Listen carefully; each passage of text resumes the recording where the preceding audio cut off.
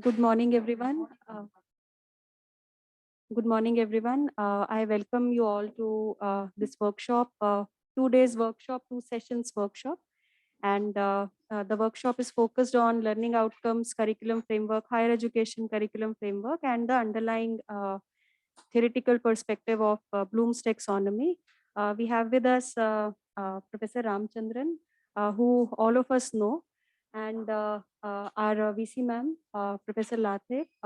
And I request Professor Dave to just introduce the workshop and we'll begin. So, good morning, everyone. Honorable Vice Chancellor, Professor Anu Singh Lathe, ma'am, Professor Ramachandran, our Registrar, Dr. Nitin Malik, all the deans and directors, colleagues, faculty members. We welcome to this first attempt of our new education policy implementation workshop. So ma'am was traveling the other day and I got a message from her that we should start discussing something regarding learning outcome based framework and Bloom's taxonomy, so that the curriculum revision which we intend to do for our all UG and PG programs, we should start working on that. So keeping that very important advice in mind, I immediately spoke to my team in planning, and we approached Professor Ramchandran, and he kindly consented for the workshop. And he has been with us for long, and who other than him can be a better person and better expert on the subject, especially when we talk about higher education in our country. We all know that new education policy we have already started working upon. And when ma'am talked about Bloom's taxonomy, I immediately recall, because I belong to management, and in management, one of the interesting area in marketing, we generally discuss about brand equity. So the pyramid which we generally refer, immediately I find some kind of correlation between that pyramid and the pyramid which Bloom's taxonomy talks about, that how we can talk about remember and awareness to analyze and reflect.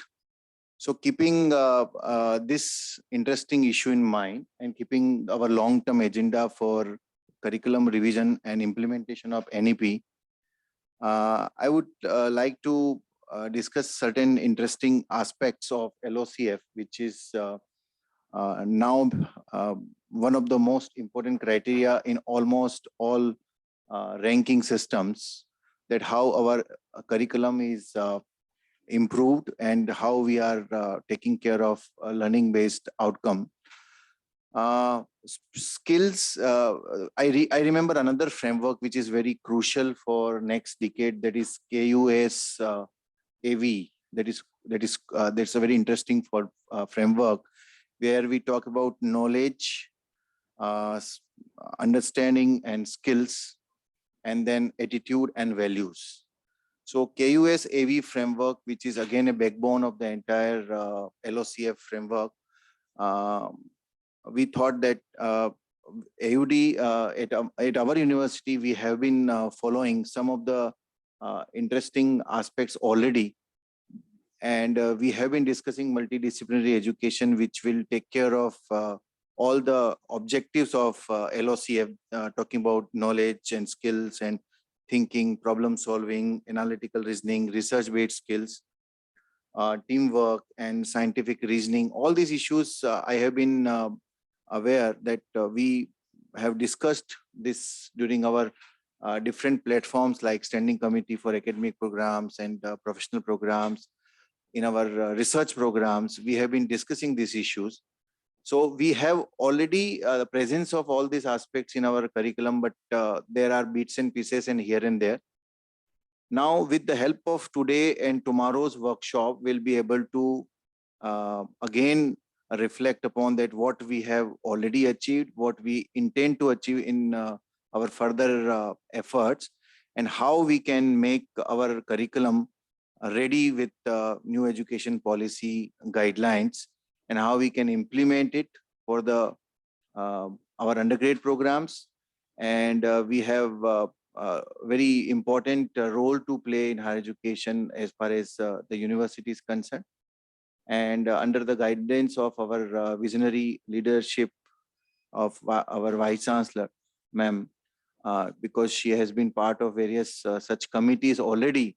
And we have, in different discussions, we have um, committed that yes, we will improve our entire delivery and entire curriculum, which we think that in today and tomorrow's workshop we'll try to start working on these issues.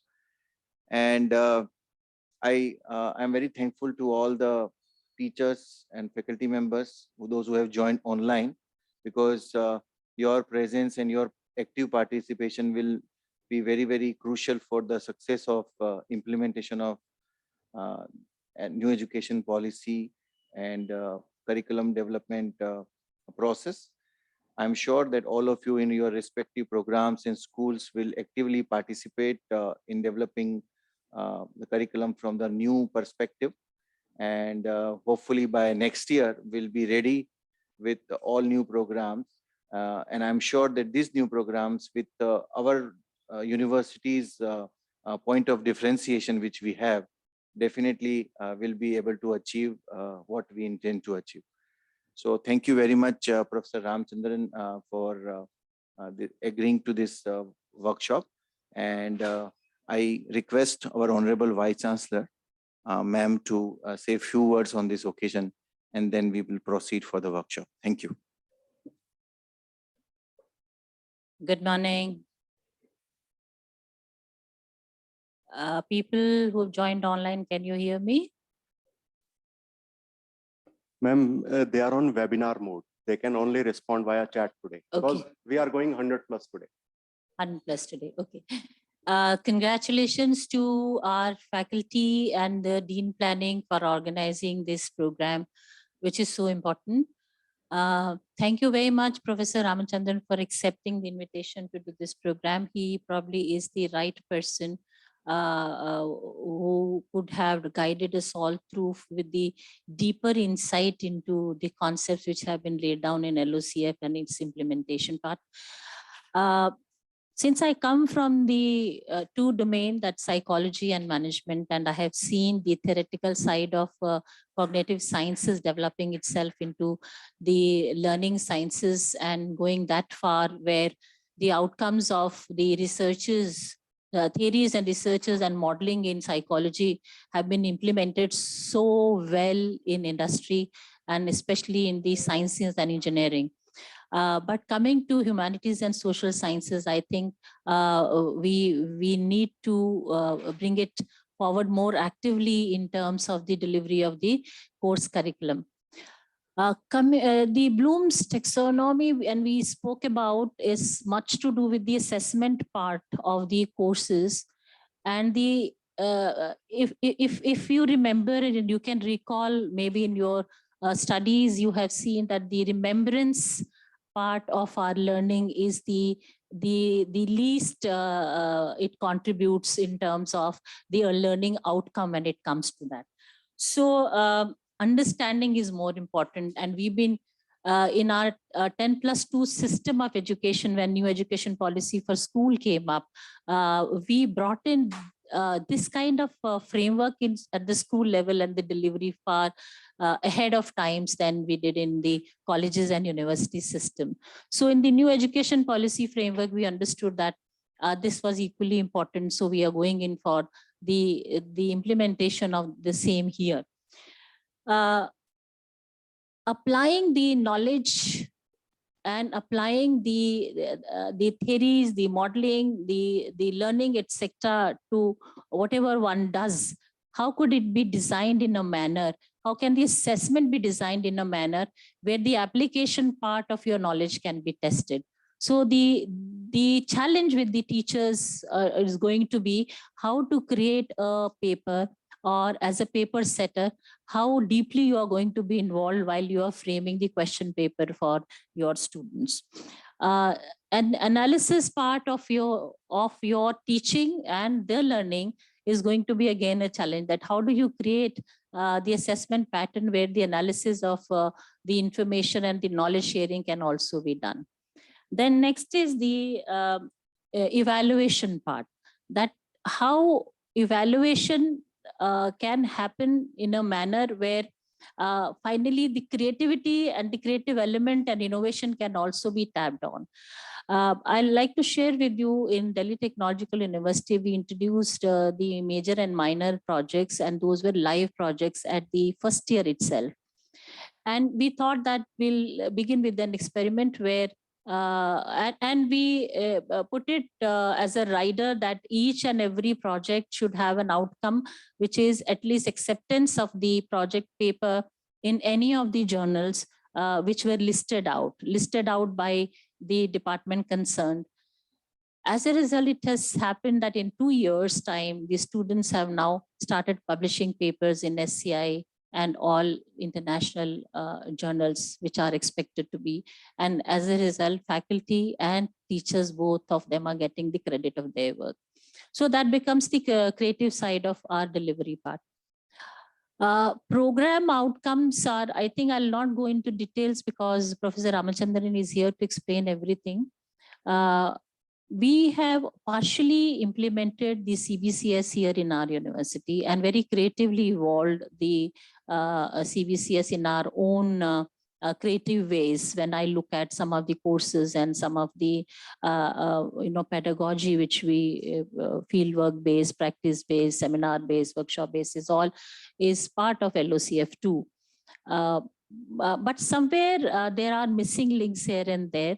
And in the light of the CBCS implementation, all those need to be put in a designed manner. When I say designed manner, it's not based on my design. It is not based on Professor Ramachandran's design. It is not based on NEP design. It is based on a lot of researches which have happened in the areas of cognitive sciences and cognitive learning side, which is accepted worldwide for teaching learning to happen. So it's based on a lot of background research which has happened. So NEP has picked up all that from the best practices all across, and we're going to bring them here. We have the whole year to design our own courses, and also the revision should happen. And revision at the dean level for all the programs should start happening once this workshop is over. We may have series of workshops in terms of how specifically we can be guided on modeling certain kind of assessment systems. The delivery part, I'm not too anxious about, for the reason that we have good teachers, we have good pedagogy, we have very committed faculty to deliver, and equally enthusiastic students here. But assessment part, lot of guidance would be needed. So we'll have a more number of workshops happening in future in order to specifically go into details on how a certain question can be formed, how a certain creatively we can design our papers. So those would be challenging because as a routine, we have learned to have typical essay type questions or maybe objective type questions, but it goes beyond all this. So with that note, I hand over the dais to Professor Ramachandran. I'm here to learn a lot from you, sir. So I would be there all through. I hope I don't disturb you. Thank you so much. Honorable Vice Chancellor and friends, I deem it a great privilege to be here this morning to discuss a very important aspect of education development. I may begin with some news, that is tomorrow's news today. As you may be aware, the UGC has now prepared a draft National Higher Education Qualification Framework. which is likely to be in the public domain for comments very soon. What have we done in that is the higher education sector is divided into 6 levels from level 5 to level 10. Level 1 to 4 is kept for school education, as in the case of the National Skills Qualification Framework. Level 5 is equivalent to the first year of undergraduate program. If anybody joins an undergrad program and decides to exit, that person would be given an undergraduate certificate, which should be self-contained, independent, and so on. If a person would like to leave after 2 years, the person would be given what we call a diploma, an undergraduate diploma. If a person completes 3 years, the person gets a bachelor degree, as it is right now. If one continues to the 4th year and do research, it is called Bachelor of Honors with Research 4-year degree program. That is level 8. Level 9 would be the master's program. Level 10, the doctoral program. So 5 to 10 levels. All these are based on what we call descriptors. What a student should be able to know and do at each of these levels. In a way, that is the learning outcome. The learning outcome is defined in terms of that. What a student should be able to know, I'll explain know what it is, and be able to do after going through a program of study related to any disciplinary area or work or vocation or a professional practice. When we discuss this, there are, I think Madam is here, psychology background. I always quote a good example from the industrial and organizational psychology. Long back in the United States of America, in a company, a major machine went out of order. The company CEO invited about 20 engineers to have a look at that and rectify the problem. They could not do it. Then came an ordinary mechanic. He said, "Sir, may I have a look at the machine?" He had a look at the machine.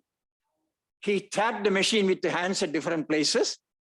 Then asked the CEO, "Sir, may I have a hammer, hammer to hit?" He was given a hammer. He hit the machine at 3 places, and the machine started working. He went back and sent a bill of $1,000. The CEO said, $1,000 for hitting 3 times? That is too much. He said, "Sir, I charge $30 for hitting 3 times, $10 for each hit. But I charge $970 for finding out where to hit. Where to hit. That is more important than hitting." And the feeling was, in our universities and colleges, a large number of graduates come out who can hit, but don't know where exactly to hit. The diagnostic ability to what we call a problem-solving ability. This problem-solving ability, therefore, becomes what we call a learning outcome, as Karthik mentioned that earlier. So that is the kind of thing we discussed when we were drafting the National Education Policy 2020. I think we had a team with Dr. Manjul Bhargava, a Fields medalist in mathematics. He and I had a sleeping habit, sleeping at 2 o'clock at night, 2:30 at night. We used to discuss and arrive at these things. And we thought the policy should say 2 USPs. Number one, it should help identify and nurture and foster the unique talent of every student, the unique, very important, to promote what we call holistic development. I'll come back to this term later. Second term, very important, flexibility in the choice of programs, courses, and so on, so that one can take courses according to his or her interest and trajectories of life, modes of learning, online, that is remote learning, can be online, can be through television, can be through many other aspects, hybrid, remote and in-person, like the way we are doing now. And third, perhaps in-person, which is the traditional one. All should have flexibility, and that is something he thought. Let me now get back to, since learning outcomes, holistic development. What we meant by that in the policy. Holistic education or development means developments related to human capacities in all areas. Intellectual, that is one area. Aesthetic, second area. Then physical development, an important area. Social development. Emotional development. Ethical and moral development. Value underlying the constitutional provision of India, and so on. That is what is meant by holistic development. This cannot be done only by learning a single discipline. It needs a multidisciplinary approach. Not just a single discipline like physics or economics or psychology and so on. Like Honorable Vice Chancellor has multidisciplinary management, psychology, and so on. I underwent through a program where I had double major, physics and chemistry majors, double minors, mathematics and biology, additional programs, economics and sociology and so on. In addition to that, I had 3 hours of woodworking every week, 3 hours of electrical engineering every week, 3 hours of lathe work to create a person who is also slightly vocationally skilled. And whatever I became later in my life was due to that program. This was a program offered, a 4-year integrated teacher education program offered in the Regional College of Education, Mysore at that time. That is the spirit of the policy. Can we have multidisciplinary? I think in a different meeting, I explained what is meant by multidisciplinary. Since many of you were not there at that time, I'll repeat that, even though for matter maybe repetition. There is an article by Park and Cho on monodisciplinary, multidisciplinary, interdisciplinary, and transdisciplinary approach to education. A very nice example. Monodisciplinary, he said, it may be like eating a piece of cucumber. You cut a cucumber and eat. When you say multidisciplinary, not just cucumber, you are eating a salad. Which has cucumber, which has tomato, which has carrot, and so on. They exist in their independent form. But together, they make a salad without crossing the boundary. That is the multidisciplinary education. Interdisciplinary, they give a good example. All of us eat what we call stew when you order an appam or a chapati or a paratha in a system. If you look at the gravy of the stew, you can distinguish and say, oh, this is coriander, this is this ingredient. It's joined, integrated together and create a taste. That is interdisciplinary. Then comes the term transdisciplinary, which you all aim at. He says it's something like cake. You know, if you have a cake, or even the samosa for that matter, many ingredients are there. I can't distinguish what exactly went through the outer portion of the samosa or a cake. It is completely integrated. You cannot distinguish, and that is what we call transdisciplinary. So when we talk about learning outcomes, we are looking at also monodisciplinary related learning outcomes, interdisciplinary, multidisciplinary, transdisciplinary learning outcomes. What our students should be able to know and do very well. Who did this first? All of you mentioned Benjamin S. Bloom. I go backward. The first person who talked about domains of learning was none other than our Mahatma Gandhi. He used 3 H's. He said head, heart, hand. 3 areas of learning, domains of learning. Head means intellectual, cognitive. Heart means emotional, attitudinal, affective learning. Hand means doing things, psychomotor, as Bloom and others called it. The first person who gave a framework for learning and design was Mahatma Gandhi ji. I was told even in Indian Puranas there are references to that. So it was not Benjamin S. Bloom. Benjamin S. Bloom came much later and then looked at it. Now, India, I'm more depending on Indian studies. In the 1970s, the regional institutes of education did a massive study to find out what are the mental processes involved in taxonomy of educational objectives of Benjamin S. Bloom. They came out with a cognitive learning model. I sometimes, test my memory by using that. What did they find out?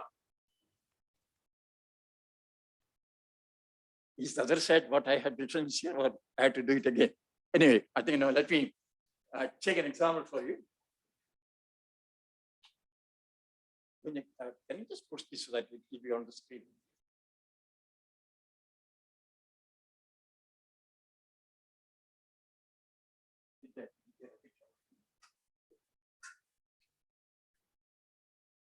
Let me try to be a bit interactive. I'll take an example for you.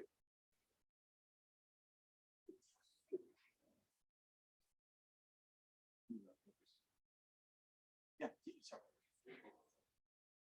Now, something like this. Can they see it? I think they can see it.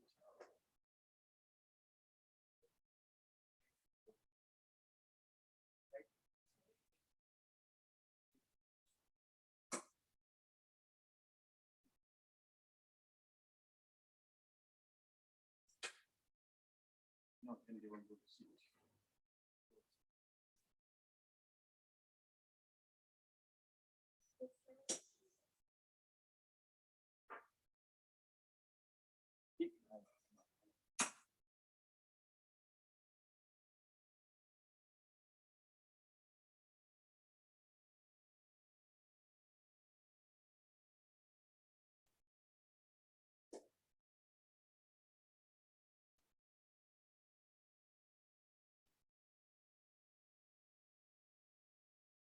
Something like this. Now I use some nonsense here. I say this is a rocky. First time you recognize something called rocky. This is also a rocky. This is also a rocky. This is also a rocky. This is not a rocky. None of this is a rocky. In the third row, some of them are Rockies and some of them are not Rockies. Can you tell me which of them are Rockies and which of them are not Rockies?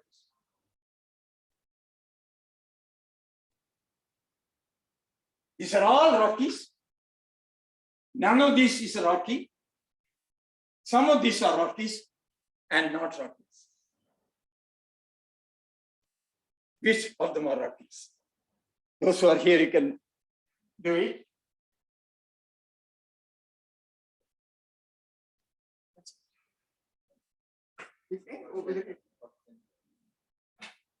Any idea? First, third, and last. Why are they Rockies? Professor Karthik said, first, third, and last are Rockies. Why are they Rockies?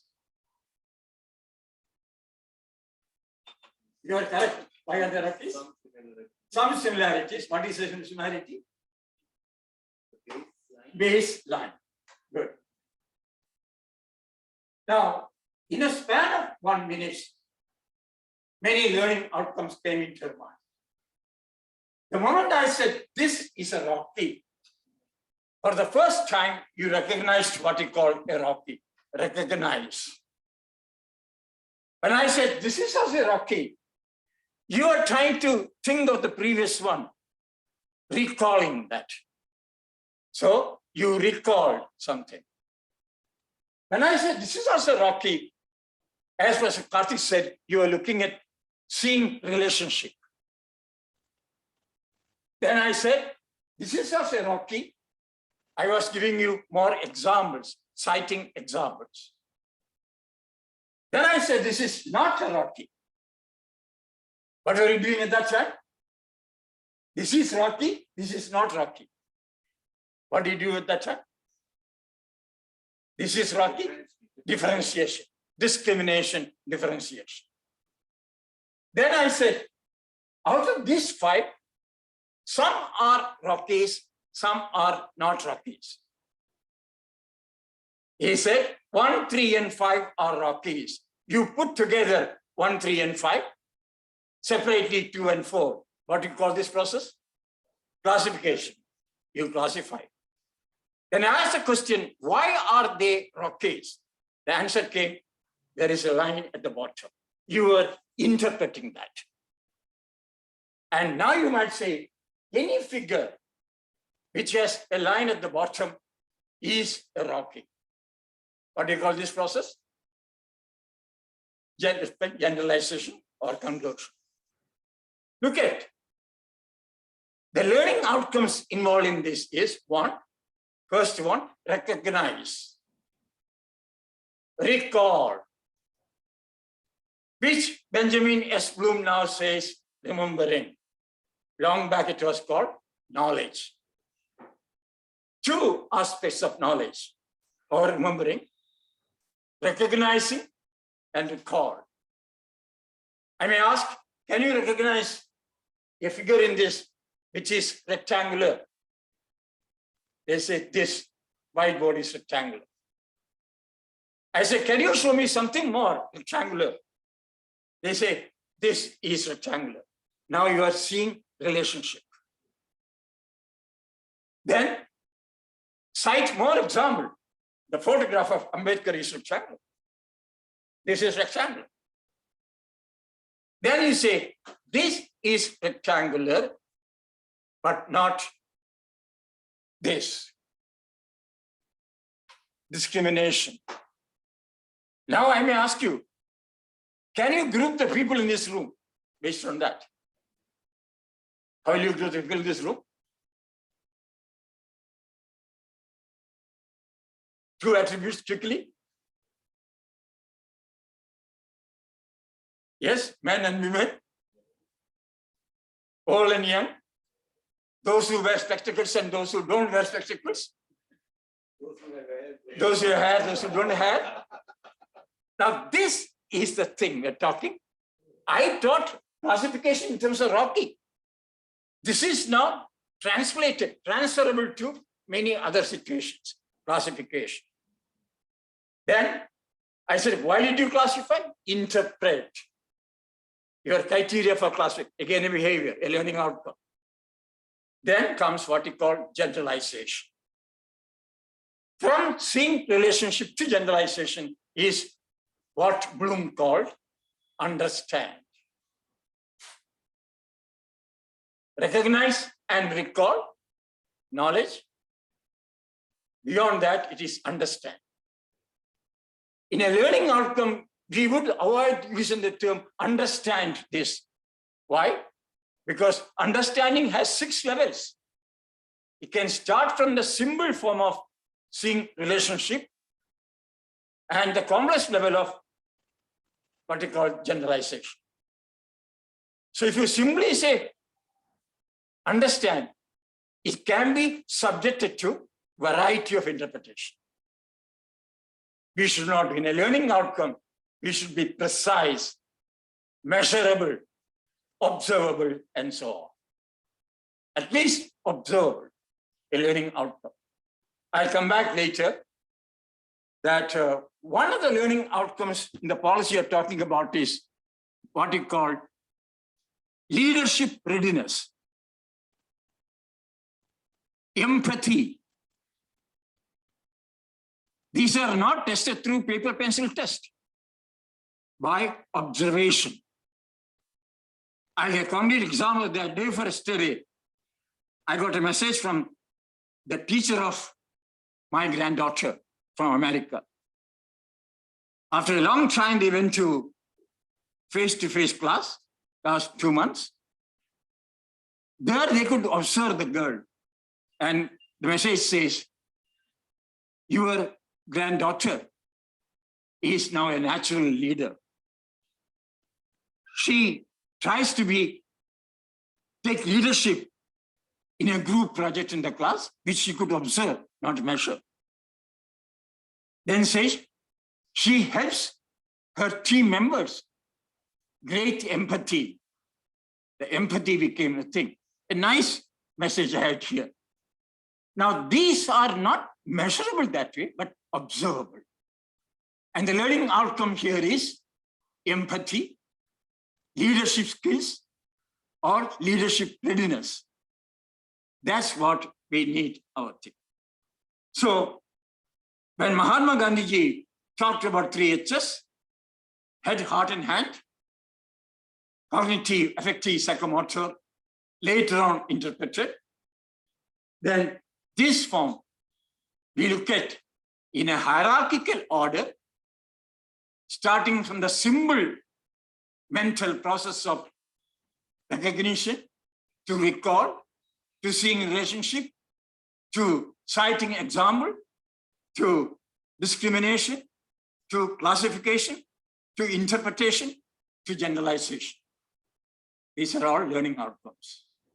That statement would be, given a series of things, the learner will be able to generalize a phenomenon. For example, there is a method of teaching also involved in this. I may say that. How did I teach you the concept of Rocky? I presented a series of examples, a series of non-examples, and a mixture of examples and non-examples. This is what we call induction, inductive approach to teaching. I can do that in many cases, that give an experiment to children, give copper, nichrome, or aluminum, ask them to connect to an electric bulb, and say, connect nichrome. Does the bulb glow? Yes. That means nichrome is a good conductor of electricity. Connect copper, same. Copper becomes an example of that. Then maybe aluminum, yes. Now, what would the person say? Aluminum, nichrome, copper are good conductors of electricity. They are all metals. And therefore, all metals dash, what is it? The dash? Conduct electricity. See this generalization. This is what you and I do in terms of learning outcomes in the classroom every day. So my request to you would be, we may avoid the term understand Archimedes' principle, understand macroeconomic theory, microeconomic aspects. That can be subjected to a variety of interpretation. Distinguish between the developments during ancient historical time and the modern. Distinguish which can be observed, which can be measured. So action verbs in a learning outcome. That is the important part of it. So therefore, in future, when you propose program for academic council, we may attempt to have a learning outcome-based framework. When I say that, what does it mean? I'll explain this. In every program of study we have, be it economics, history, sociology, psychology, human studies, human ecology, and so on, there are certain disciplinary areas related to learning. If you're talking psychology, social psychology aspect, developmental psychology aspect, educational psychology aspect, and so on. Disciplinary areas and linkage between different areas. That means the first learning outcome would be demonstrate a coherent understanding of a field of study. Understanding, we'll bring it later. Study could be something like psychology, could be a work, a vocation, something like a professional practice, like what AUD does in human studies, the clinic. It's a professional practice, not just a thing. The learning outcomes could be related to any of these things, but a coherent knowledge of that. Then procedural knowledge, very important, which means by learning this, what kind of professional should I become? A clinical psychologist, a social psychologist, a macroeconomist, a finance person, an entrepreneur, like the School of Entrepreneurship. How do you do it? Then the question will come, what skills we require to do this, to be an entrepreneur, to be a civil engineer, to be a linguist, language aspect, to be a musicologist, music aspect, to be a professional related to visual art. That is a skill. Then the point made by the Honorable Vice Chancellor, application. Can we apply our knowledge and skills to do a task? Very well. These are all based on what we call disciplinary areas. 4 aspects. 1, coherent aspect of knowledge. 2, procedural knowledge to perform in a situation. 3, skills to do that task, or competencies. I'll distinguish between skill and competencies. And then how do you apply? Before I go, let me say skills and competencies are quite often used interchangeably. That's not correct. Skills actually mean the knowledge and experience required to do a task, to recite a poem with the proper intonations and stresses. That is one. Then competencies mean not just the skills, but also the attitudes, values, mindset to do certain things. What sometimes we call now employability skills. Like what? Problem solving, as mentioned. When I think of problem solving, again, I go to my latest teacher, my granddaughter. I learn a lot from her now. A highly tech-savvy girl at the age of 4. An example I gave is she came first time to India at the age of just 5. I asked her, where are you coming to from the USA? She said, I'm coming to India. I said, which place in India? He said, that I don't know. My grandson gave her a clue that, Valerie, you are going to the capital city of India. Didn't name. The moment she got this clue, capital city, she said, Grandpa, give me 10 seconds. Opened her iPad, Googled capital city of India, got New Delhi. Then I was checking into Taj Lanson Hotel in Mumbai. She was restless. She asked the manager, Uncle, what is the Wi-Fi code of this hotel? I said, why is this important? I want to talk to my friend in San Diego using Wi-Fi FaceTime, which is free. Wi-Fi, very tech savvy. Then when she was in kindergarten 1, I asked her, what is 10 plus 20 plus 30 equal to? So Grandpa, give me 5 seconds. Opened iPad, pressed 10 plus 20 plus 30, got answer, Grandpa, it is 60. Glued to iPad and answering. My son asked a question to me.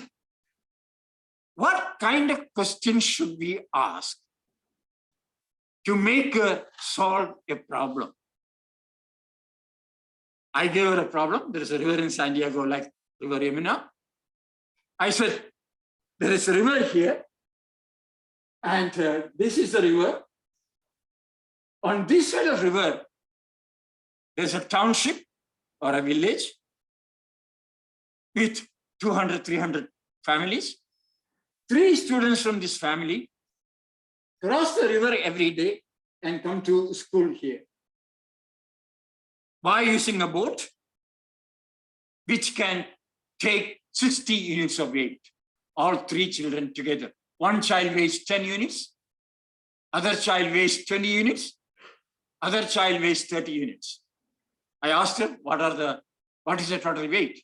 He said, Grandpa, again using iPad, said, Grandpa, 60 units. I said, all of them come using a boat, cross this river using the boat, and come to school. The boat could take 60 units weight. In the evening, a problem came. This boat capsized, and there was only a small boat, which could take only 30 units of weight, not 60 at a time. I asked her, how would all 3 children go back home in the evening using this boat? 30 units. First reply came, Grandpa, let me try. She Googled, said, Grandpa, Google doesn't give the answer to this. So I had to find out myself. I said, try. Took 50 minutes. A 5-year-old child, and came out with an answer. Grandpa, I found an answer. I said, what is it? He said, this boat can take only 30 units. It means all 3 children cannot cross the river together. So first, 10 and 20 will cross the river. Take the small boat, cross. Then 10 will remain. 20 will bring the boat and give it to the child weighing 30. 30 goes now. So 10 is here, 20 is here now again. 10 brings the boat back. And then 10 and 20 go back. 5 times a trip. Got the answer. This is what we call complex problem solving. This is what you and I had to design our curricula to be having the learning outcomes. A learning outcome or graduate attribute is a problem solver. By the time they leave AUD, they become a problem solver in a real life situation. I repeated this question to her 3 weeks later. In 10 seconds, she said, Grandpa, this is the answer. I said, you took 50 minutes on that day. Now you're taking only 10 seconds. Grandpa, what you told me on that day, it is in my brain, recall, remembering what Benjamin S. Bloom says. From that remembering, she recalled and gave the answer. There was no problem solving at all. Simple recall. That's what Benjamin S. Bloom says. That lowest level and not higher level. So what was problem solving 3 weeks ago? If you repeat the question, it becomes simple recall, rote learning, no problem solving. So what is the message for AUD? If you give a question for the semester beginning exam, term paper, never repeat it. You have feeling? We will never repeat a question with our students. If you repeat, you think it is problem solving, but what happens is nothing but simple recall.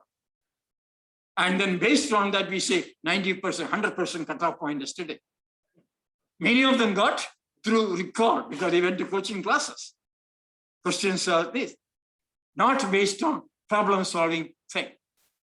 So problem solving. Now, question comes, the fourth thing I explained earlier, disciplinary areas, like coherent body of knowledge, procedural knowledge to become a professional, a historian, an economist, a physicist, a chemist, and so on, a musician, a musicologist, a performing arts theater person, or. Now, next, apply this. To be a professional in artist, a professional artist, a professional singer, a professional musicologist, a professional economist, a professional scientist. These are all disciplinary area based, depending upon the program of study you and I do it.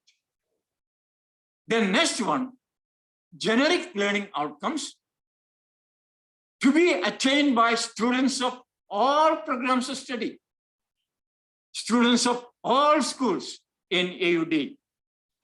Like example I gave you, complex problem solving. It could be related to language, could be related to history. You know, language has that refinement very often. I give one of my own examples. When I came to Mysore College, I finished 12 years of school education and pre-university at that time. My English language proficiency is okay, but not very refined and good. I had a professor from Oxford University, Professor Brown. His pedagogy in language was correct students on the spot if they make a mistake in language. One day I reached 30 seconds late to his class. At the door, I asked, Professor Brown, can I come in, please? Reply came, you can, but you may not. Like, you laughed. My friends were laughing at me. I didn't get what he said. I thought I made a mistake in my tense. So I corrected that. Could I come in, please? Reply came, you could, but you might not. Then I thought, can I come in? You may not. Could I come in? You might not. There is some relation with that. I realized this is not seeking permission. Permission seeking is, may I come in, please? On the spot, may I come in? इसने मुझसे पूछा हिंदी में क्या बोलेंगे? मैं अंदर आ पाऊंगा क्या? मैं अंदर आ सकता हूं? इसमें फर्क है. Can I come in? May I come in? That became a learning episode in my life, a learning outcome, a learning episode. That if you are training a student to be a hospitality management specialist, somebody comes to check in with him, first question you ask is, sir, may I help you? May I help you? Not can I help you? If I call Karthik over the phone, not can I speak to Karthik? May I speak to Karthik? Refinement. I got my learning episode. So even language, you can see that, how refined it could be to train a person based on how we can do it. I quote Urdu for that matter. Tashrif rakhiye. What a refined language.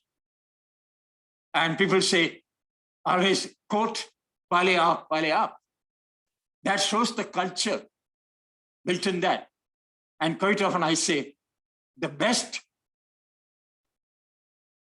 the language can be used for diplomacy. Maybe Urdu, Tashrif rakhiye. See, that kind of a scenario. Now, that is the power of language. Now, policy has something very important in this. You are a problem solver. Next, you are a critical thinker. Can you critically analyze the budget proposals as a student of economics?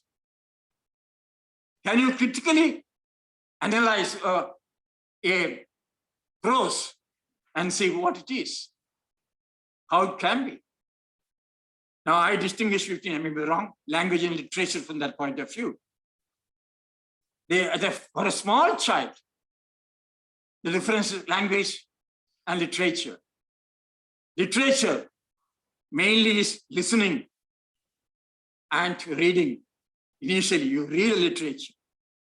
You listen to that. That ability literature develops. Language, reading, writing, and so on. That also comes at a very early stage. That is why we say, never teach a child first writing. He should be reading. Like when my granddaughter came at the age of 4 years to India, she read nothing. She wrote nothing, but she could read all billboards in the airport. Reading first. We make a mistake in our religious ritual. A child is taken to a temple. The first thing is touch hold of the finger and write and not read. The change is let the child read first, mother tongue especially. And writing can come when the muscular coordination is slightly more refined, age of 5 and so on. This is a critical looking way of it. Critically look at the budget proposals. What is it? How it is. Then comes next level of learning outcome.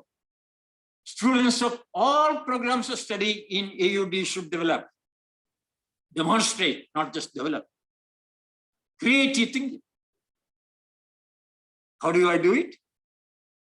I'll ask our students, can you redesign the logo of AUD? You will get 500 answers. No single answer is correct. According to the creativity of students, you get a logo. That is an example of testing creativity and how we can do it. Very important, team player. You give a group project. In India, quite often what happens is, you heard that proverb or saying by Japanese. Japanese says, an Indian as an individual is twice the competence of a Japanese. But Indians in a group, they say half of a Japanese. We don't know how to work in a group. We compete. We don't cooperate. Can we, through our group projects, aim at this? That is why the policy NEP 2020 has two terminologies. Arts education, that means you teach art like your school does it. More important is what we call arts integration, to teach other subject areas. Like long back when Tamil Nadu had 4 autonomous colleges, I was helping a women's college called Parashakti College, Kuttalam. We were having a faculty development program like this. I was to demonstrate a lesson next day to faculty. mathematical coordinates. That evening, I had the privilege of watching the dance performance of Dr. Padma Subramaniam, Bharatanatyam dancer. I watched her very closely, the steps she takes forward, backward, sideways, and all. I got an idea. This is exactly what I do in coordination mathematics. Next day, my lesson was completely Padma Subramaniam's dance and steps, how the coordinate changes from here and down. This is what we call arts integration, not art education. Can we try this? That's why in the policy, as part of multidisciplinary education, we are talking economics major, music, dance minor. Use that art integration to teach other subjects as well. How do you create a professional artist? That's the learning outcome. That creative and as a team player. We note many are excellent solo dancers, solo music performance, not very good at group. Can we do that? And how did in the case of my granddaughter, my son was very good at it. He made a point, till the age of 7, these children will not play individual games, only group games, like soccer, basketball, and so on, where there is a need to help each other. Last minute at the goal post, you pass on to somebody else. Team important than individual. I think the effect of that is seen in my granddaughter. She works in a team, help them that. Therefore, AUD, arts integration, arts, sports integration. Every game builds team spirit. Then, of course, very important, what we call socio-emotional aspect of it. Now I compare 2 of our cricket captains, both reach result. If you look at MS Dhoni, cool-headed, not much emotion, but wins the game. Virat Kohli, aggressive behavior, wants to win, does well, but the way they approach the game, distinctly different. That's what called the, the emotional aspect of it. Very important for a student of undergrad studies and so on. Communication, as I indicated, very important. That when you do that symbol language,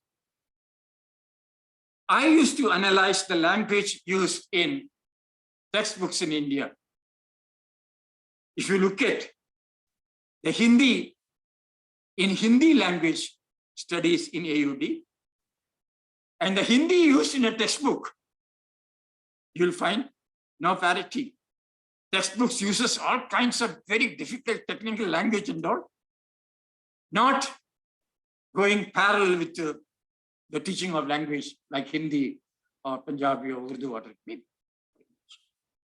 Can we have an analysis of that and see you create excellent communicators. Very important, again, ethical and moral reasoning, constitutional values, important.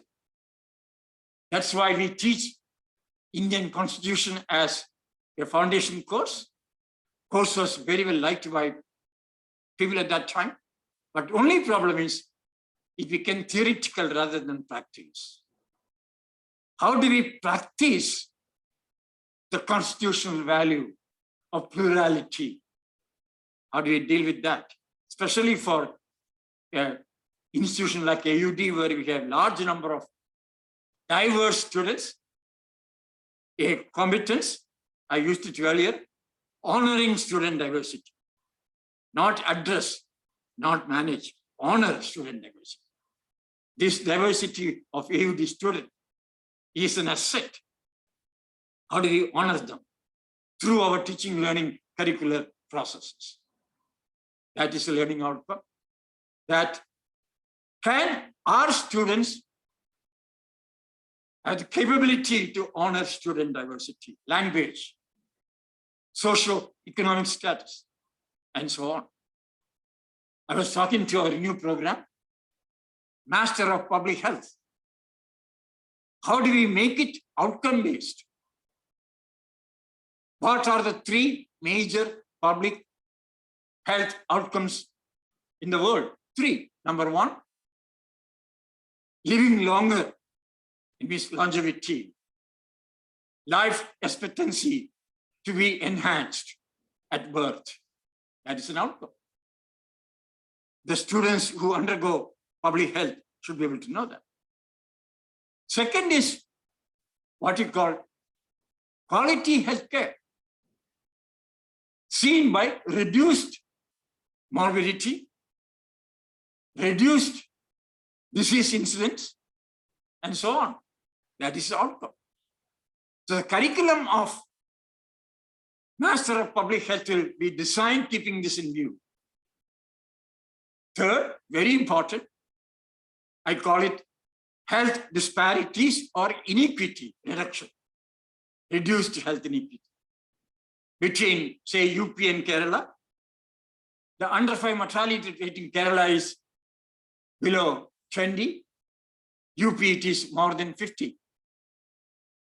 This inequity has to be reduced through the creation of specialists in public health.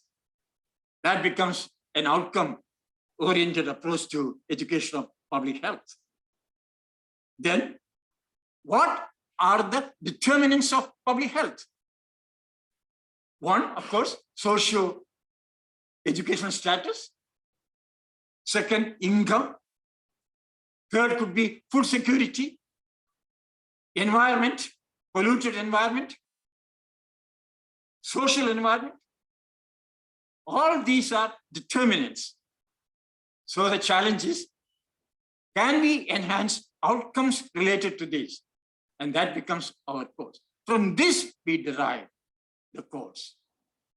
To do this, one need is, we must have large-scale survey data collection, like the National Family Health Survey.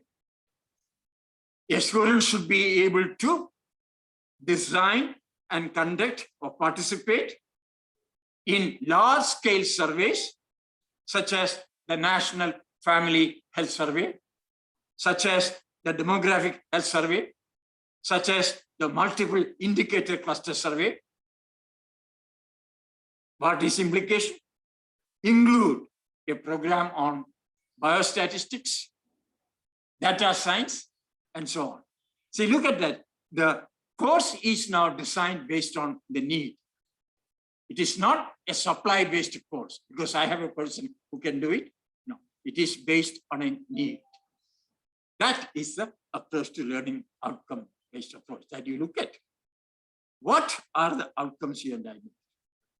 So the graduate will pass out being a problem solver, a critical thinker, a creative thinker, a person capable of working in groups, working in teams, an emotionally balanced person, a person with values, a person with great communication skill. That is the graduate attribute. There is one university in the country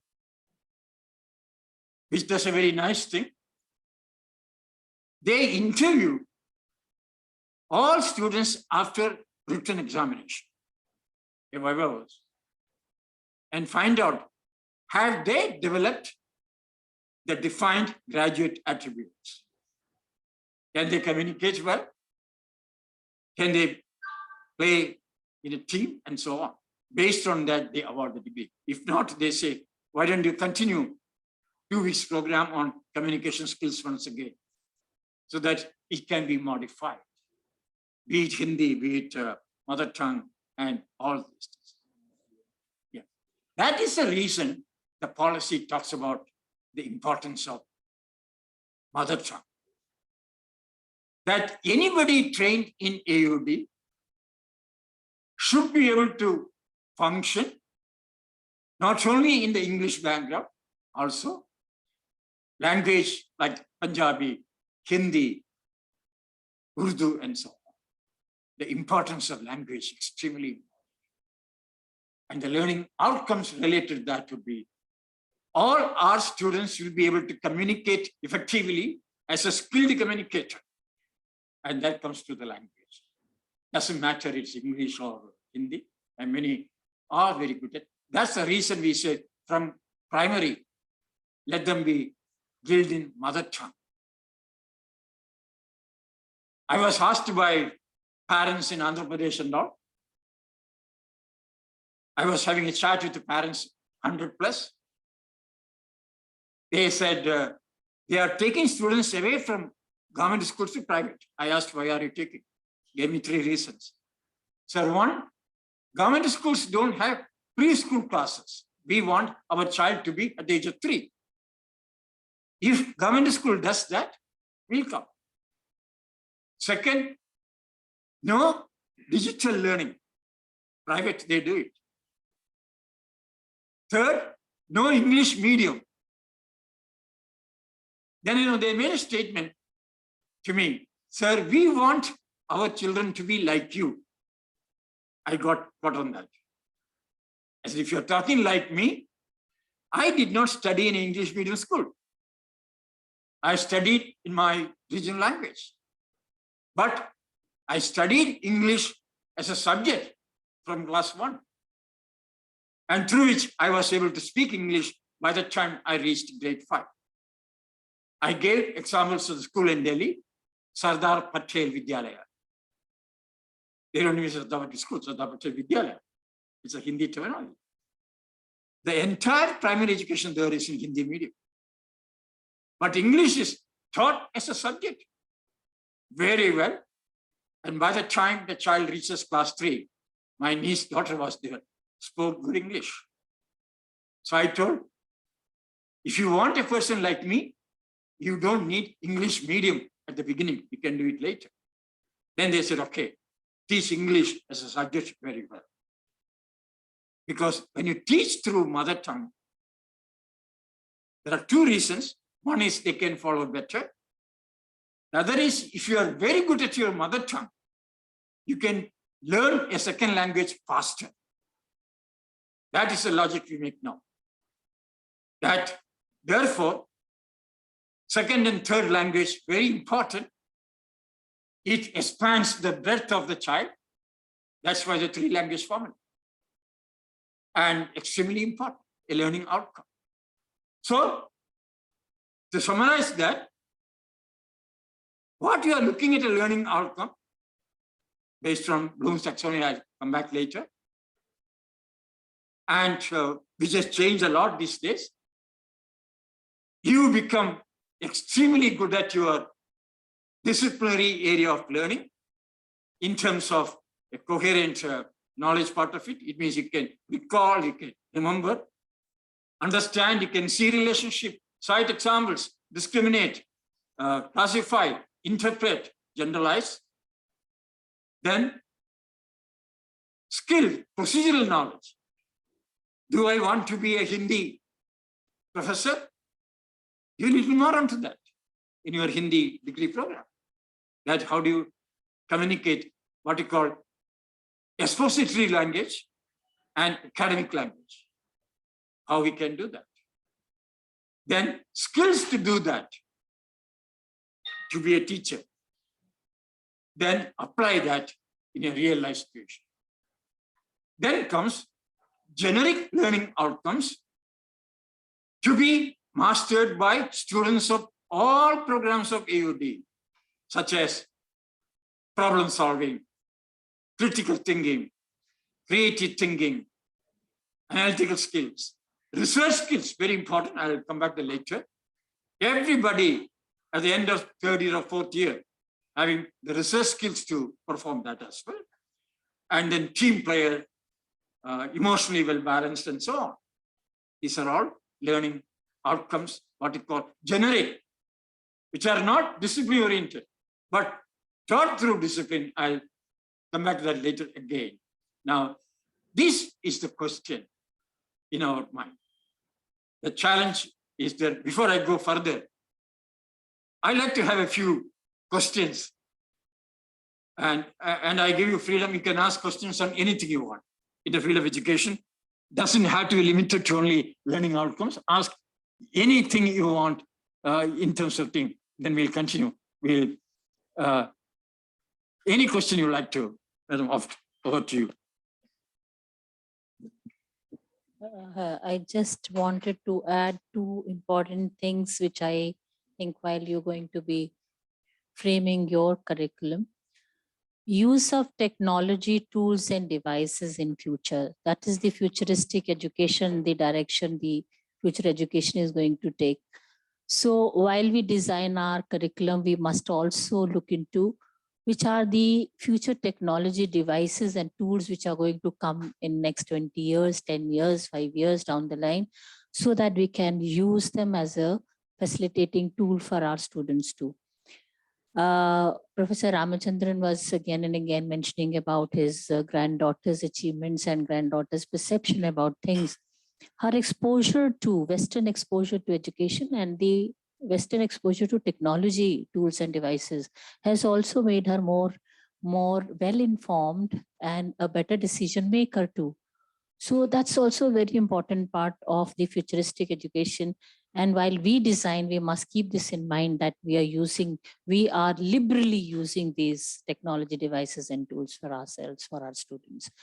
Number two is the diversity in terms of the changing demography in our country and longevity of life, as rightly said by Professor Ramachandran, that longevity of life is going to be longer now. It is believed that in coming 20 years, the people may have the longevity as long as 120 years. We will have large number of population who's touching 120 years as an age group. In terms of the percentages, they are not sure, but the direction is definitely set for people having the longer life. Then the older population is not going to be at the same plane or at the same level. There is going to be the geriatric diversity. When I say geriatric diversity, is the diversity of the old age population in our country. People are going to be, some of them are going to be suffering from diseases, but they may not die. They will be suffering from diseases and ailments, and they may need that extra care and attention from the medical sciences. Then there would be the old age population who are going to be bedridden. Still they will have the longevity of life, but they would be bedridden. So the diversity of the old age population itself is going to be a very large and a very big challenge for our society. People with healthy body, mind, soul, when we are talking so much about the mental health issues also, is going to be another big challenge for us.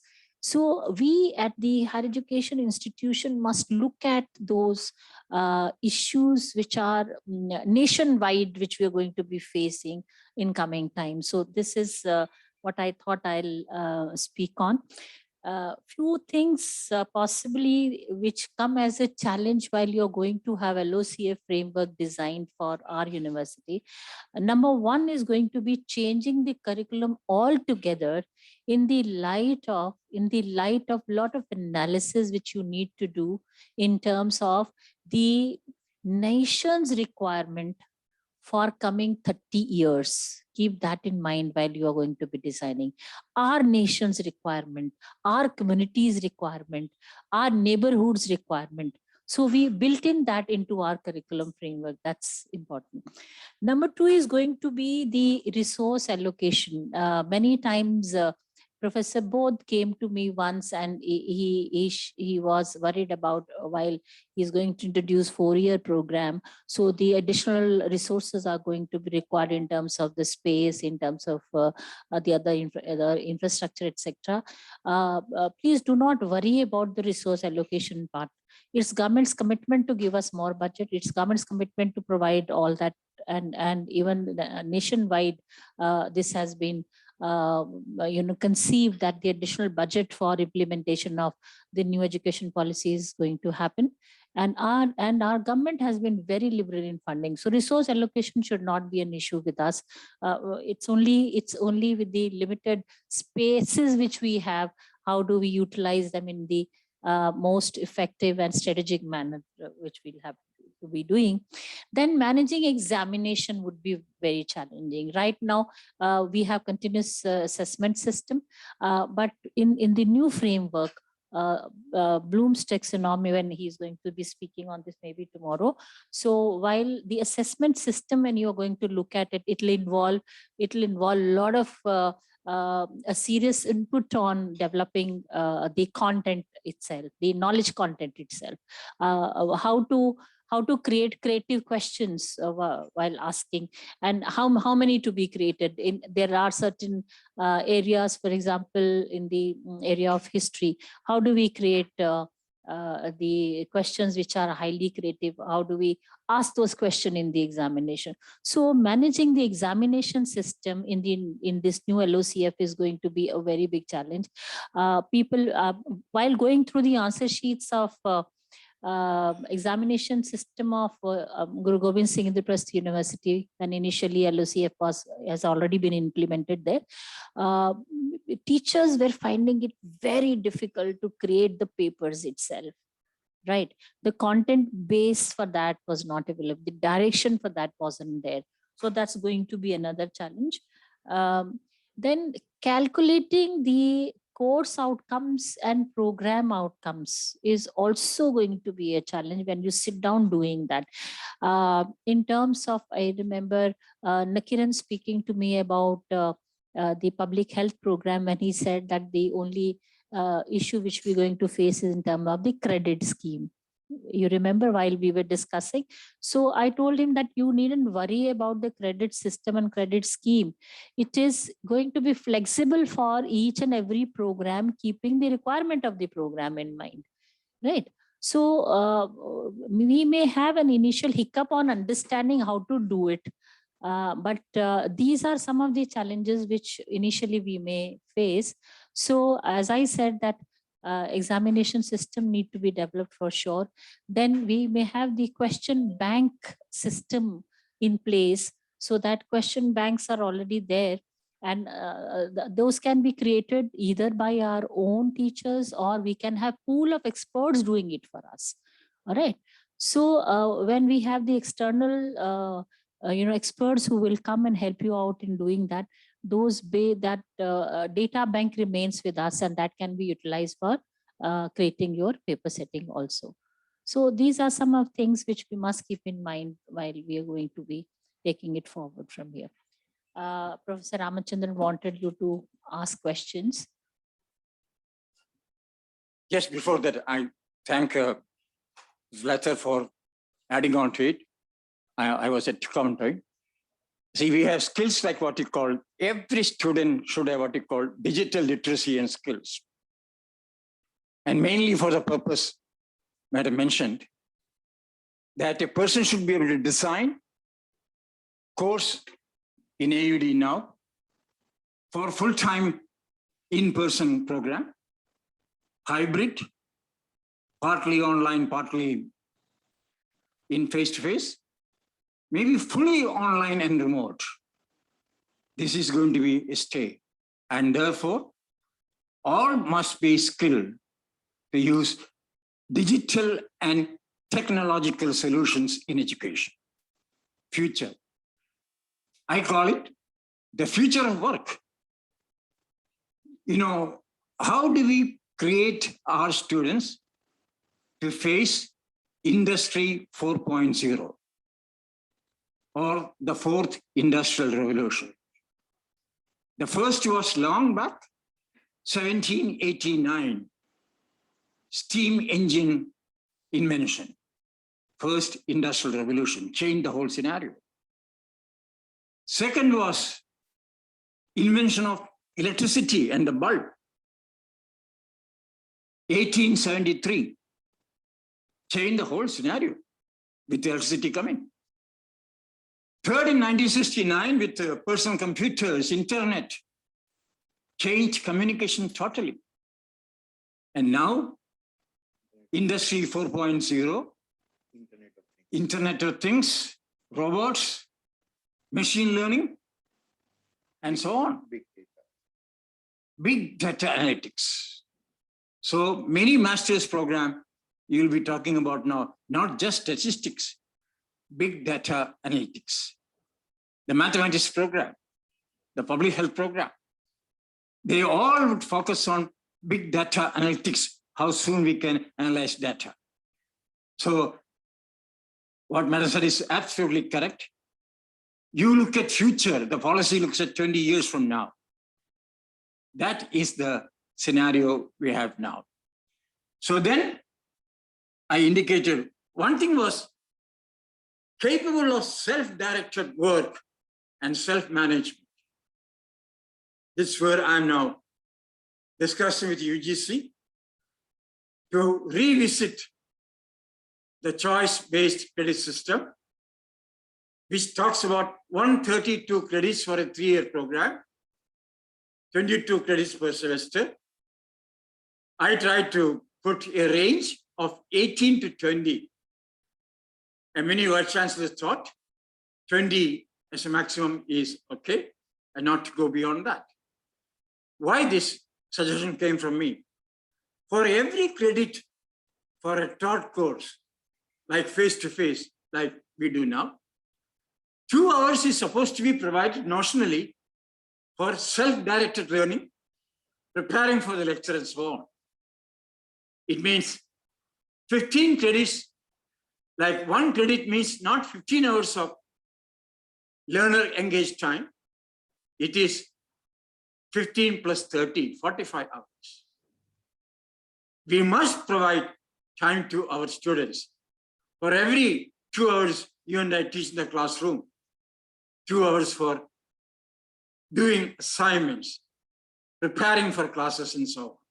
So the credit, we are recommending now lesser credit, preferably 18, but maximum 20. I think there are supporters for that. Even AICTE had 200 credits for a 4-year engineering program.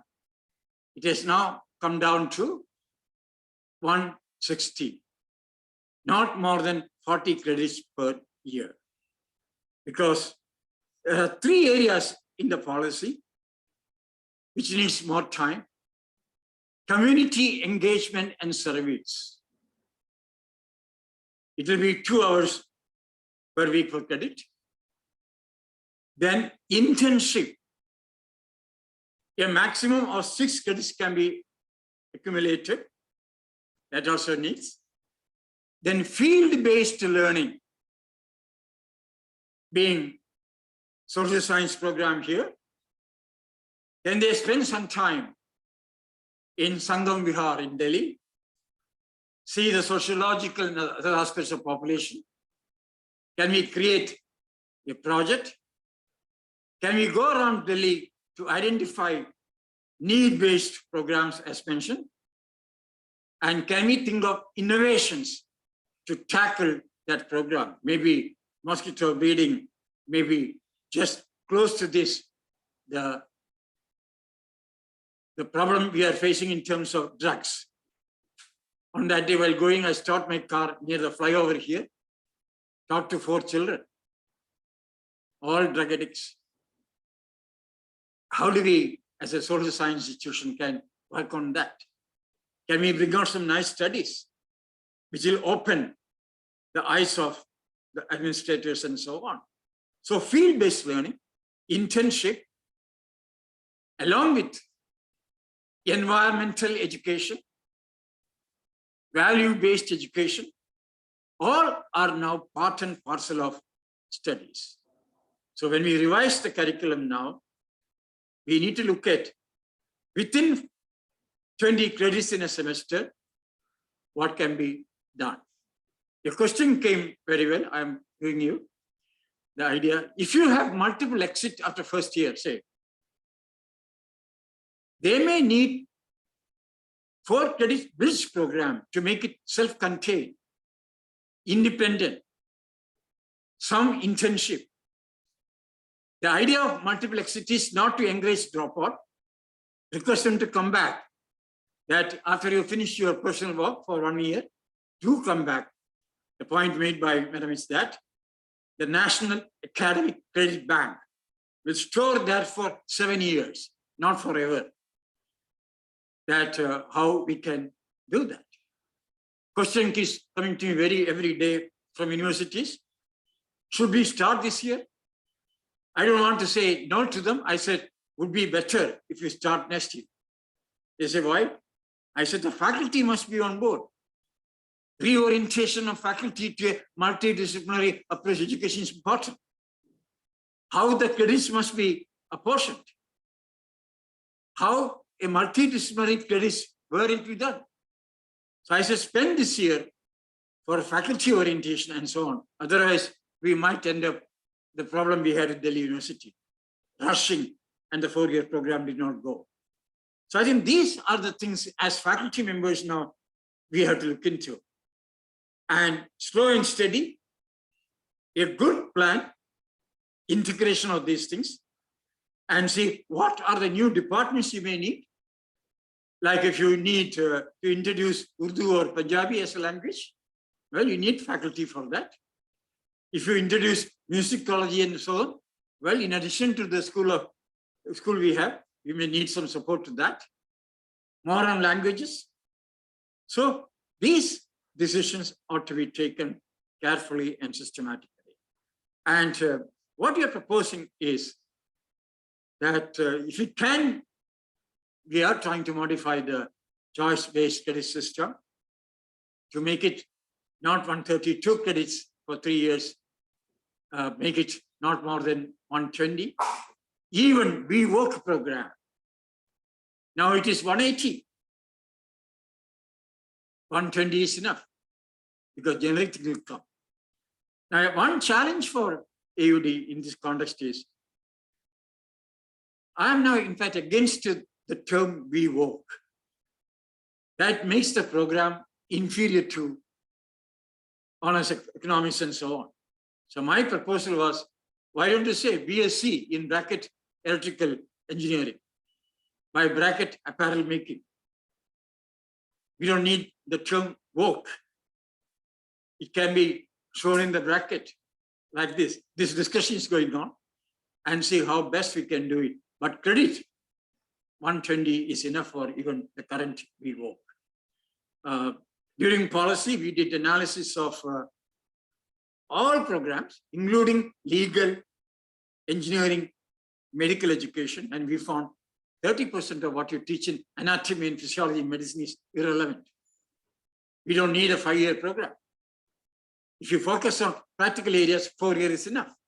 And we had eminent doctors like Devi Shetty in the group to discuss this.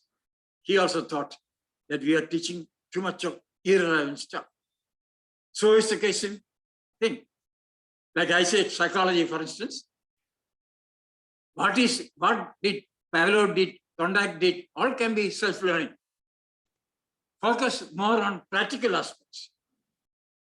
How do we design teaching learning processes in AUD, keeping in view andragogy, not the way child learns, how adults learns. Can we redesign our program based on that, the methodology, more of project-based, experiential learning, field-based learning. So one of the mistakes people like me committed was, we used to think pedagogy for higher education can be similar to pedagogy of school education. Absolutely not. School education, we deal with children up to the age of 18. Here we deal with adults, and there is a methodology of learning that. Can we have a relook at our methods of teaching, undergraduate, postgraduate program. I think these are something I think very correctly made. So capable of self-directed and self-managed. A reflective thinker, very important. Then functioning effectively in the multicultural context. AUD will have a global citizen. AUD will have more and more foreign students in future. We need that multicultural approach. How do we train our teachers? How do we train our students to be this? And, I often, having worked in 10 years in Africa, I know how we treat Africans in India also. Can we have a change in that? So multicultural comment, and the other thing I mentioned, empathy, ethical and moral reason, they're all learning outcomes. And that is why two clusters of learning outcomes. One is disciplinary area related, other generic learning outcomes. Very important learning outcome, judgment and decision making. Just mentioned evaluation by Benjamin S. Bloom. Based on evaluation of a scenario, situation, we take a decision, we make a judgment. Should we have this curriculum, or should we have this course, or should we have some other course? And that is the purpose of evaluation, the capability to evaluate. And maybe I may discuss more about this. Last one, very important, create. Bloom's highest level of learning, starting simple from remembering, then understanding, then application, analyzing, then comes evaluation, then creating. All research programs are create new knowledge, new studies. And that is what today we also call entrepreneurship. Not just in Professor Jinnah's school, all schools. And what does that mean, entrepreneurship? It means creating a new enterprise. Then you start something different. Creating a new product. It's entrepreneurship. Like take Apple mobile phone. From 1 to 13 now here. Every year changes. New product. That is entrepreneurship. And I had the privilege of meeting once late CEO of Apple, Steve Jobs. We asked him a question. How did he design Apple Macintosh? Came answer. I could do it because I had a team with a multidisciplinary background. They were all computer engineers, no doubt, but many had design thinking, musicians, performing artists. Their thinking was different from pure computer engineer thinking, pure scientists. He said that is how, sitting together, we could design the Apple Macintosh. The message came very sharp. Social science, very important. The top 10 CEOs of top 10 companies in the world, like Dell Computers, JP Morgan Chase, and so on, they are all social science and science product. One is zoology major. Many of them are French history major. Language, French language and English language major.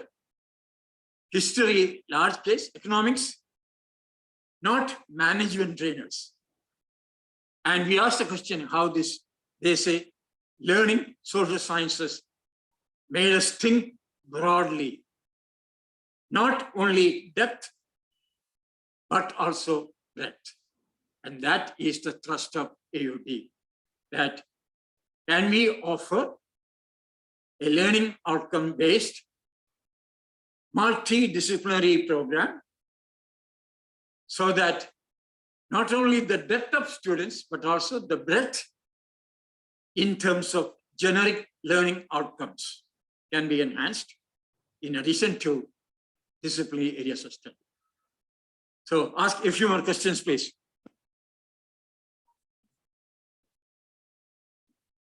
Okay, so there is an online question from Dr. Pulak. So I'm just reading out his question right now. Sir, do you still think that online education has unlimited scope, or we should focus more on face-to-face education countrywide, something like a concept of, say, Mohalla clinic across villages? Thank you for asking this question.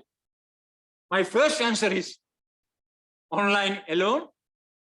The answer is no for some more time in India. Oh, sorry. First question is that very important.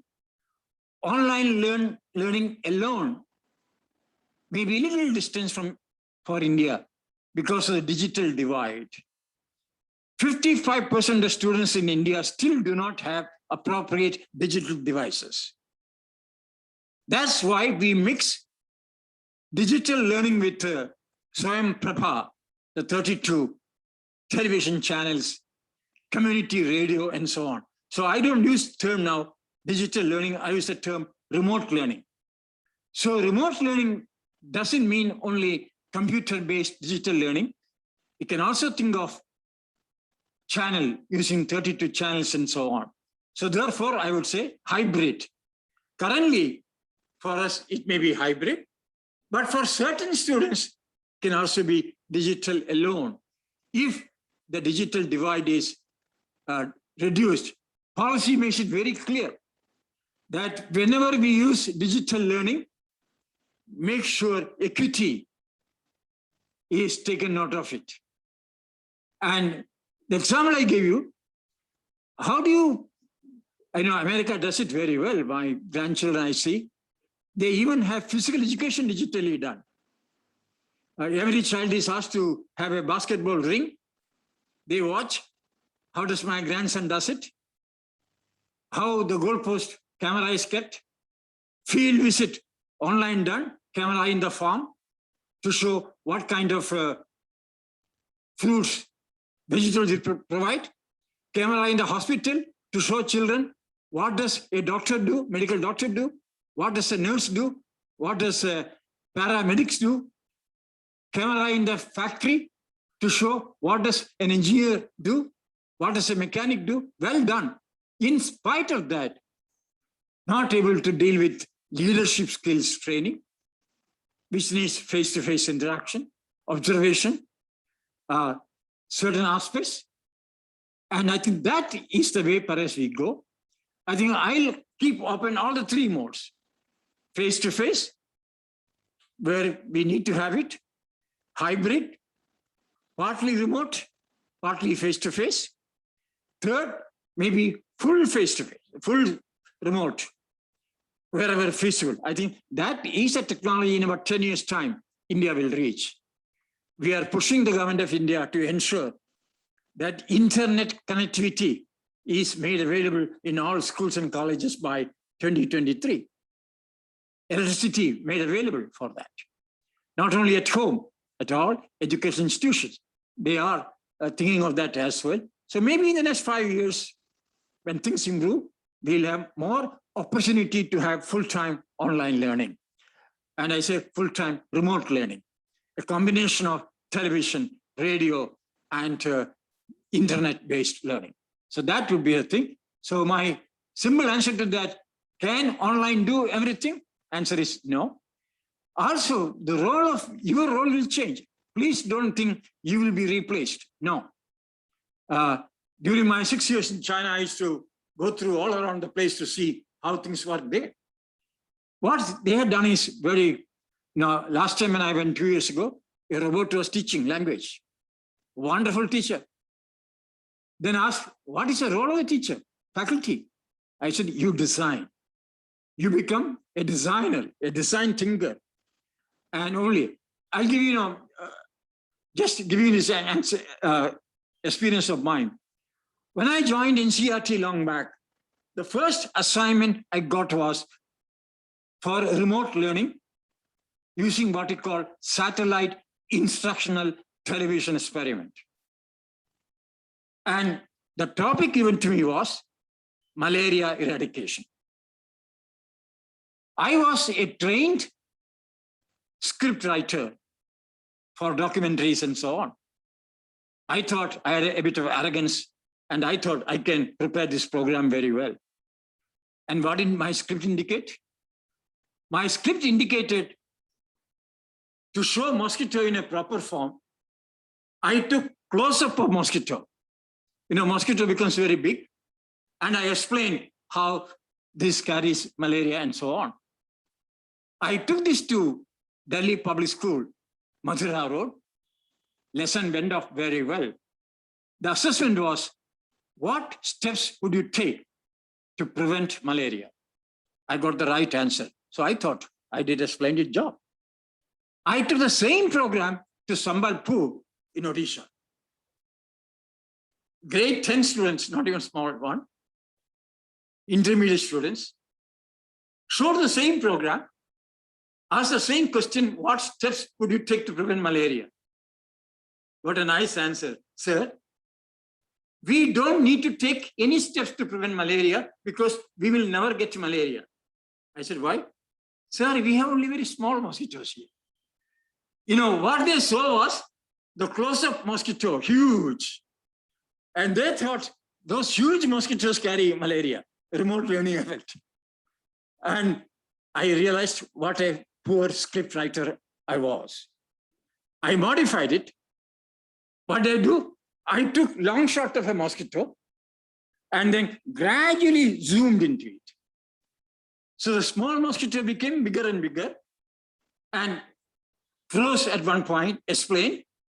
Then while after explanation, I zoomed out. And then they realized it's the same mosquito. Lesson went off very well. Again, Sambalpur and Raipur. Look at a small mistake. That's why you need to be a designer of remote learning programs. And I realized, how arrogant I was, thinking that I was a trained script writer.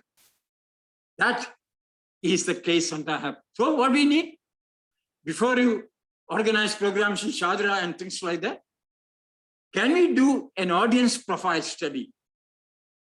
What are our students involved in locally? What facilities they have? Many don't have even three times the mobile phones even. One mobile phone is shared by parents and students. That study will give us a feel how we can gradually progress towards a very systematic remote learning program. I'll end by saying, students are distinctly different. 3 days after I reached in China for my posting, I went to school, grade 10. They were very good at teaching, trying to teach English language.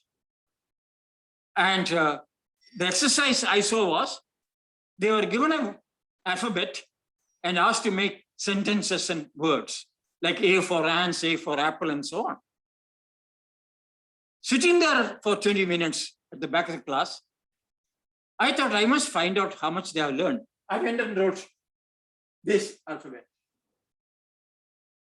I asked a boy called Chang, what is this? Chang, in a typical communist poem, said, sir, M for mother, with a fist. I said, very good. Then, I don't know how it happened, I went and wrote this alphabet. I asked a girl called Lee, what is this? She looked at it very carefully and said, Chinese. Sir, it looks like Chang's mother, but she is upside down. Look at the girl, the way the girl thought of it. Distinguish between M and W. M is the mother, and upside down mother is the W. Then I tried to find out how they were taught. Very interesting. I never thought it could be done. The first alphabet taught to these kids were not A. It was O for our language specialist. I said, why O? She said, look at the hands of students. They are all from tribal population. They have a bangle. So teacher said, draw the picture of a bangle. This was drawn and said, this is O in English alphabet. the picture of bangle. Then she said, let us try to play with it. If I break this bangle here, what is it? What alphabet it becomes? C. Second alphabet was C, not again B or something. Then she said, if I draw a line here, D. If I take this line like this, G. If I extend this way, Q. If I break this bangle here and add a line, it becomes B. If I extend it, it becomes P. This is how they were taught. The first alphabet was not using a bangle. So that is what we are looking at it. Sometimes these things cannot be done just online. I prefer to come here because I thought I have a whiteboard. That is it. So that's the answer, that we will move towards it as and when the digital divide is reduced to the minimum and gradually eliminated. We can, and I think, I expect in about 5 years' time. The policy is for 20 years. So by 2030, there will be a time, so we must be prepared for offering programs in all. What technology should be used and so on. Thank you for raising this question. Thank you. Any more? Okay. Sir, there is another question from Dr. Robin. I'm just reading that out. Sir, I would like to have your opinion on which to mind is an emerging dualism in the contemporary work environment. To my mind, any profession, especially academics, is a way of living, whereas performance assessment systems are increasingly becoming job-oriented in nature. Thank you. Good.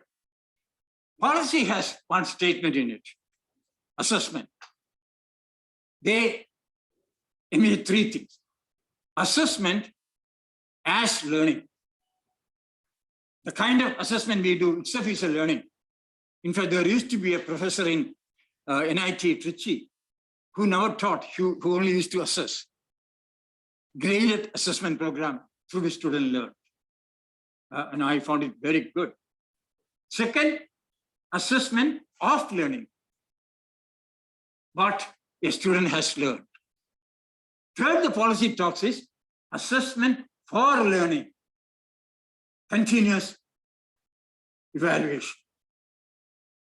And assessment for learning is more important, assessment not for job. So the policy talks, while there is a need to have a look at job orientation, but more important of assessment is as learning, of learning, and for learning. That is what all of us together have to design the assessment tools, while of and also learn. Now I challenge you that you should never repeat a question. And that is the hallmark of assessment. Quite often, I am a student of mathematics. So simple example I give you is like, take this figure. This is 90 degrees. This is 45. This is 45. I think I have mathematics people here. What do you call this triangle? Right angle? Anything more? Isosceles. Isosceles triangle. Very good. That means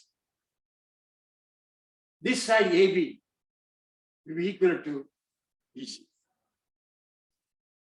As an assessor, I would not ask a question, what is the characteristics of isosceles triangle?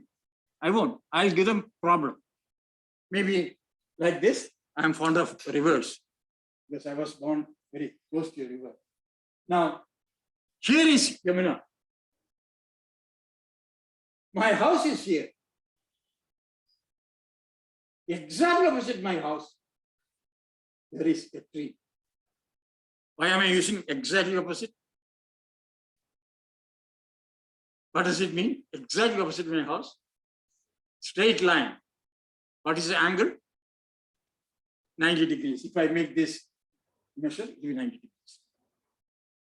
I tell my students, I'll give you a device with which you can measure angle and a rope to measure distance. Using this, can you find out the width of Yamuna without crossing it? Without crossing the river, can you find the width of river Yamuna?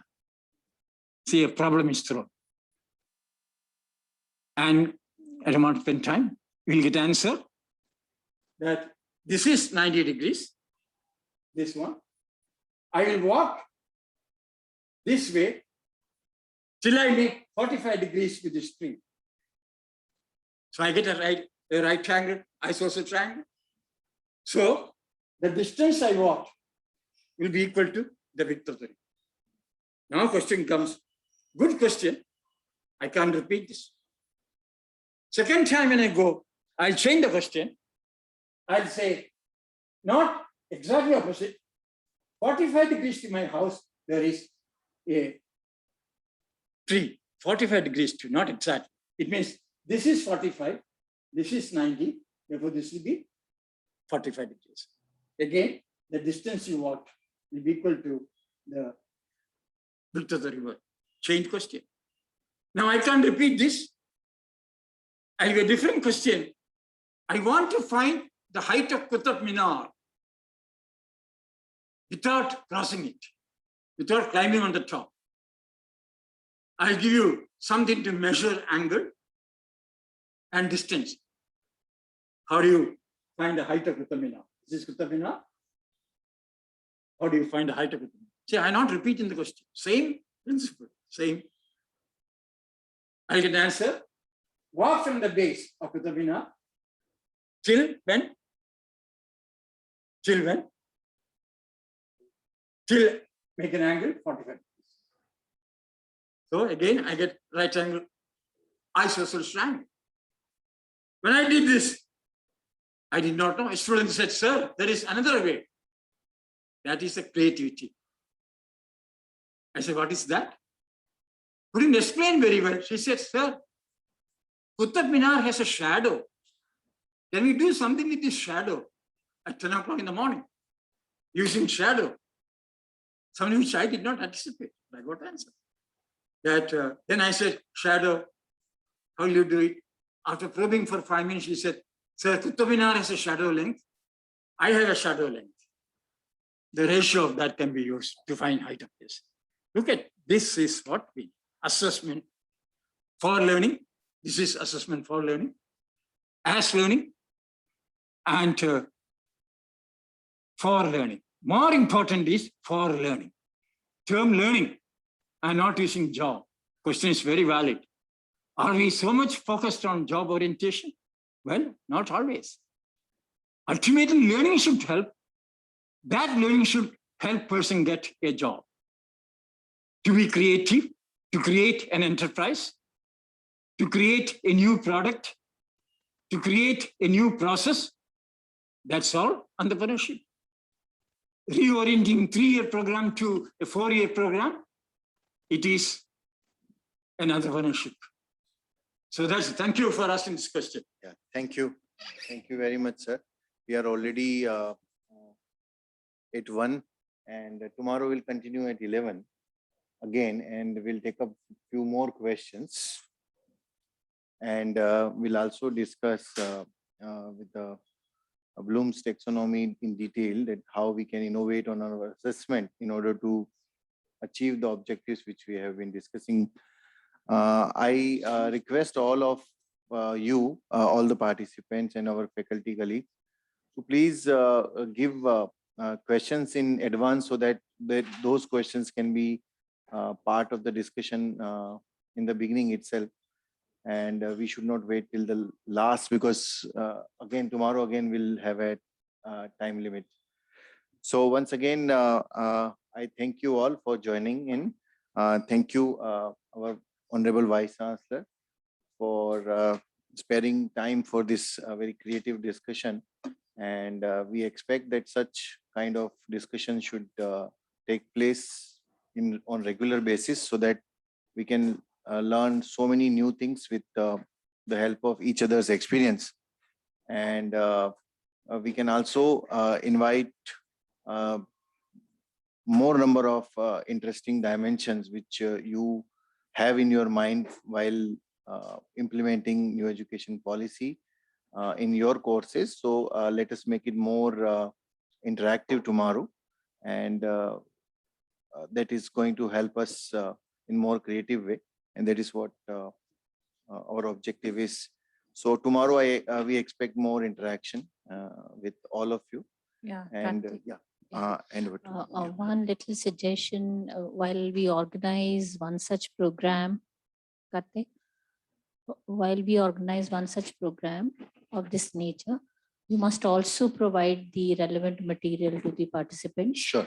so that they can come prepared. For tomorrow, for Bloom's taxonomy, if you can find Yeah, sure. and share it We'll with share, everyone. we'll So share. that, yeah. Sure. Thank you. very Thank you. much. Ma'am, I request our Vice Chancellor ma'am to hand over a token.